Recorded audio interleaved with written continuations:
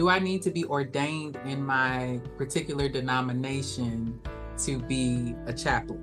For the sports side of what I do, and even as serving another network that we put together is basically called Black Sports Ministry Network. So in both of those contexts that I serve, I do not need to be ordained. However, I'm still pursuing ordination since also getting my master's, because as many of you know, if anybody had class with me, I want the whole bag. I want everything that's afforded at my fingertips so that I can never be limited from what I can do. But in sports or in entrepreneurial chaplaincy, you do not need to be, well, in the areas that I serve, maybe not all of them, you do not need to be ordained as well.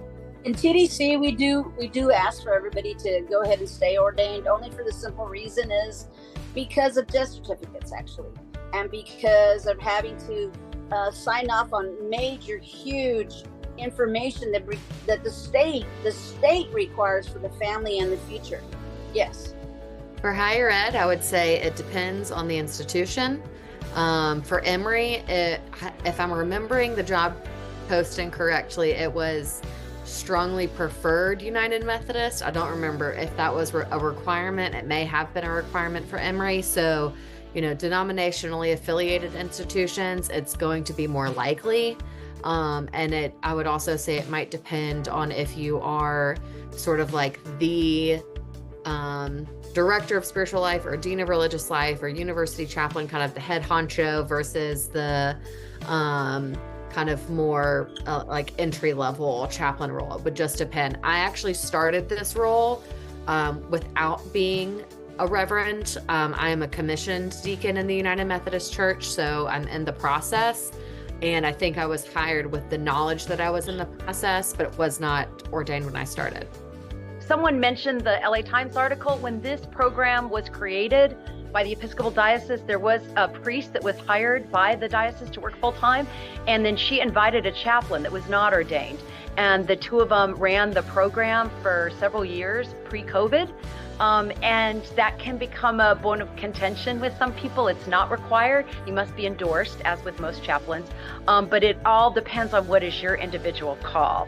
So I am called to ordain, bless, and consecrate. So I am still in almost a never-ending semi-ordination process that allows me to work directly with a priest, because especially with honor guards and those kinds of issues that have sadly arisen over the last 3 years,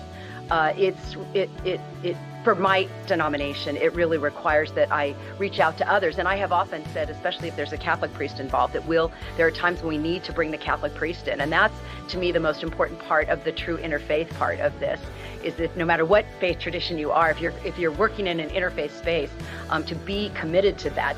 And I'm going to go back to you, because Candler is the perfect place. I got to practice my Arabic, and I got to learn more of my Hindi, and you can do all of that right on campus with the extraordinary offerings that are available to you. For those of you that have not had any of that, you could get just enough to say please and thank you and God bless you in other languages. So I say yes to ordination if that's your call, no if you'd like to come work with us at the airport as a volunteer.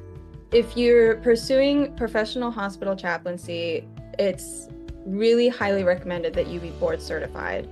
Board certification requires you be endorsed by your religious group.